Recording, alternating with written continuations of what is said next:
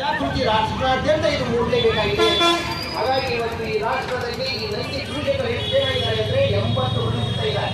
ಹಾಗೆ ನೀವೆಲ್ಲರೂ ಒಂದು ಕೂಡಿ ಪಕ್ಷ ಯಾವುದೇ ಆಗಿರಲಿ, ಆದ್ರೆ ನಂದಿ ಉಳಿಸೋರಿಗೆ ನಮ್ಮ ಮತ ಬರಾಬರಿ ಅಂದ್ರೆ ನಮ್ಮ ಆರೋಗ್ಯ ಉಳಿತದೆ, ಅಂದಾಗ ನಮ್ಮ ಭವಿಷ್ಯ ನಿರ್ಮಾಣ ಆಗ್ತದೆ ಚೆನ್ನಾಗಿ, ಅಂದಾಗ ನಮ್ಮ ರಾಷ್ಟ್ರ ಉಳಿತದೆ ಎನ್ನುವಂಥದ್ದು ಈ ಒಂದು ಸ್ಪಷ್ಟವಾದಂತಹ ಒಂದು ಸಂದೇಶವನ್ನು ನಾವು ಶ್ರೀಶೈಲ ಮಲ್ಲಯ್ಯನ ಒಂದು